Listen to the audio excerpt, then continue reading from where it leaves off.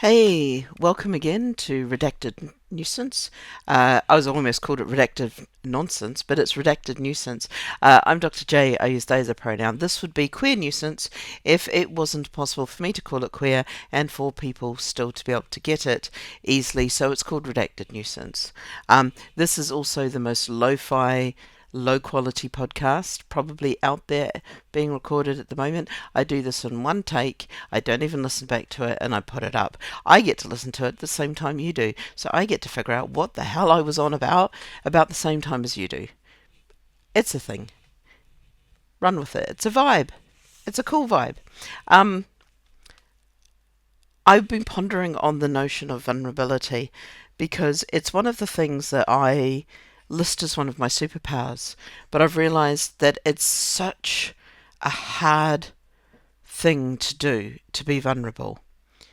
Um, I've been incredibly vulnerable in the last couple of weeks with some stuff that's happened that I can talk about and some stuff that I can't talk about. So, one of the things that I can talk about, I do some cold water swimming.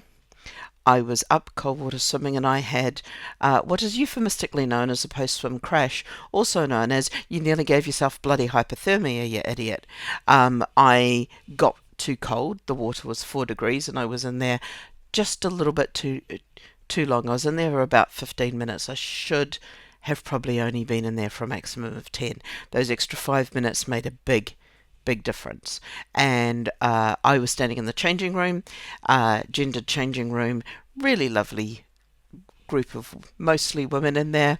And apparently I turned around and I did not look well.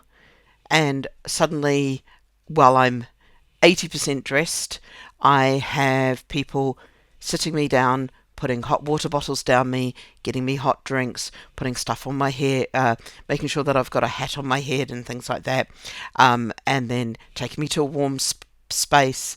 And I am so almost incapable of processing what's going on. Part of that is the hypothermia that I was clearly on the very playing skimming on the edge of. The other part was it's overwhelming to be that vulnerable, to have people recognize your vulnerability and come to your assistance, not say, "Oh, you idiot, why did you stay in there so long?" or not say to you, "Why don't you have a hot water bottle with you? You know this could happen." Just be like, let's just make sure that you're going to survive the next 20 minutes and we'll look after you and don't worry about anything. Just leave your stuff there. It's all okay. Don't worry about that. We'll sit you down. We'll keep an eye on you.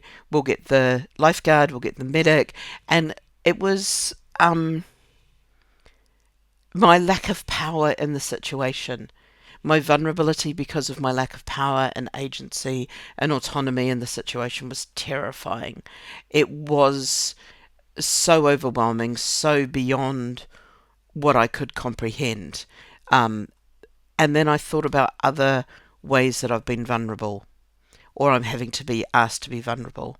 Um, and it made me notice, and a friend's work in progress play and some comments from it made me notice that I am vulnerable walking through the streets.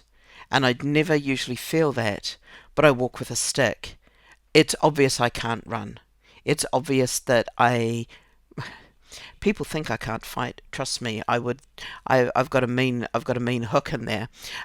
But I don't give. I give off such. As a disabled person, you are so vulnerable when you are walking through society. You There are situations where other people could run out the way and you simply cannot. My legs just don't work that way. I can't suddenly sprint away from danger. I have to figure out another way around it. That is incredibly vulnerable. Um, it's also at At work, I'm having to say I'm not coping. Not in a, oh my God, I'm not coping and I'm about to have a mental breakdown kind of way. It's in a, there is so much asked of me, and I've been running so hard into what's being asked of me that I've been running at 100% for way too long. I've been running and pushing myself way too long, um, and not taking breaks, and just constantly pushing and pushing and pushing and pushing. And I'm almost broken. There are times where I just don't have the capacity to sit down and think. And I'm being asked, what do we do in this situation? And there's a lot of me going, can you give me a couple of days? And I've usually managed to come back with something in like half a day or so. But it's that constant feeling of being on the edge of panic. It's that constant feeling of being not quite there and having to explain to people. It's not that I'm not coping and I need an emergency bailout. It's that I'm not coping and this has become a long-term thing, and we need to figure out a way to make this sustainable, because I'm in a non-sustainable situation. I'm in a situation that I'm having to cover a lot of stuff, and I can do it, and I'll probably do it for a lot longer than I should. I can keep doing it, but I'm vulnerable. And when extra stuff comes on, or when people don't see the effects of my mental health, see the problems my mental health is causing, but don't see that it is my mental health causing those problems, that I start to become even more vulnerable, because I'm being completely misunderstood, or I'm not being seen. I'm not being seen for the vulnerability that is there. Um, the other vulnerability that's coming up is, and I know in the first one of these I said get in touch with me, and then I forgot to say how to get in touch with me. I'm on Tinternet. I'm on Tinternet under my actual name, Dr. J Harrison, because that's how you find me on any social media. Dr. Harrison, you will find me. That makes me incredibly vulnerable. That makes me vulnerable to attacks. It makes me vulnerable to threats. That makes me vulnerable to doxing. One of the other things is I also do work under my name. I publish work stuff as well as things like this under the same name. And in this current DEI environment, that could leave me open to attack. And I've had to sit down and be realistic about that this week and really understand the massive amount of vulnerability just doing my job puts me in that other people wouldn't be in, which is almost impossible to comprehend, and to stop and to think about. And it's hard to turn around and say, I'm not coping. It's hard to turn around and say, hey, I thought I was doing okay in this situation, but I believe I might be on the edge of having falling into hypothermia. Could somebody possibly give me a hand? Because one of the things that I found being in those situations is people can surprise you. I was totally surprised by a group of people who just rallied around, just didn't think twice about the fact that they all knew what to do, they had the tools, and they would offer it out to me and just go, it's fine, I'll come and grab my hot water bottle off you when I leave. You poor little confused hobbit, brightly coloured hobbit, who's hypothermic. But it was just all of those bits and pieces. But one of the hardest parts, and I think this is something potentially a lot of other trans and disabled people and non-binary people might link up with. I don't want to be that person who needs help. I want to be an independent person. I want to be able to do the things that everyone else seems to be able to do so easily. And I don't get why I can't do those things. I don't get why it's so hard for me to do those things. Well, I do, because trans and being in a transphobic and homophobic and queerphobic and I was going to say disabled phobic, but what's the word I want? Ableist environment. and systems makes it hard for me to just be me. Um, and I feel so whiny, and I feel so impossibly whiny and vulnerable when I say there's times when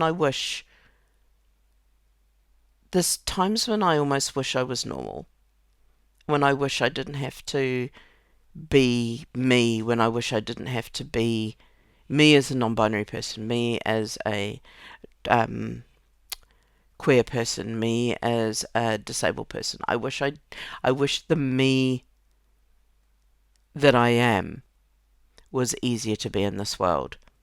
Now, previously, small content warning, previously I have taken that thought and thought that it meant that I didn't wish to exist. And I attempted to act a lot upon that. This is me being vulnerable with you. I attempted to act a lot upon that for about 40 years. 40 years, not 40. I spent a long time working on this.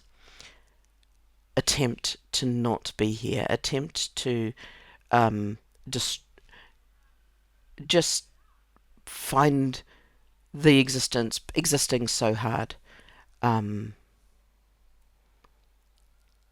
But I am here because being here, even if it's hard, being here, even if it throws me into constant battle with the systems around me, and being here, even if the system's inability to include me makes me more vulnerable, is so important to be here. It's so important to be here and be visible. And I think that whole thing that I talk about, if we are not visible, we cannot demand that the world make space for us. It's very hard to be visibly vulnerable as well. It's very hard to be that person who has to go up and go, I could do with a little extra help here. It's very hard to be that person who goes, this task you've set me, I'm doing, but I might need a little bit of help to keep it being sustainable. It's okay not to be okay. It's okay to not want to have to do that. It's okay to get so frustrated with a system that turns around and forces you to have to be vulnerable to get help. That's all completely fine.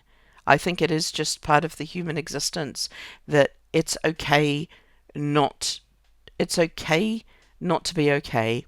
It's okay to be vulnerable. It's okay to ask for help. Even no matter how much it hurts, no matter how much it makes you feel lesser than everyone else, because you're not lesser. We're not. We're just people who are doing what everyone else is doing with literally one leg rather than two. In my case, 1.5 legs. It's not that I have half a leg, it's that I have such bad damage in one leg that it doesn't work anywhere near as well as the other one. But we are doing more than everyone else just to appear to do the minimum. And it's okay. And it's okay to turn around and go, hey, I could do with some help. Sorry, this is, no, not sorry, not sorry. This has been a difficult kind of rant to amble through, and I'm still processing a lot from the last couple of weeks around being vulnerable, because it is hard, and it's one of the things I think is a lot harder than we credit it. We think it's easy to ask for help. Everyone assumes that it's easy to ask for help. Everyone says to me, why don't you ask for help? And I'm like, because I don't want to, because that's being vulnerable, and being vulnerable is hard. But it is a superpower. Why do I believe it's a superpower? Because I can wield it in different ways. Because by being vulnerable, by being openly vulnerable, I can get people to open up to me. People will talk to me in ways that they don't talk to other people, because my vulnerability comes, just leaks out of me, so people happily talk to me. So yeah, I'm here. Sorry, that didn't sound incredibly positive. So yeah, I'm here. That sounded even worse. Um, I am here. If you want to get in contact, social medias, anything with DRJ Harrison, will get through to me. You can reply if you're on Acast. I think there's a way of messaging from the Acast site, or you can leave a comment, and I will find a comment somewhere.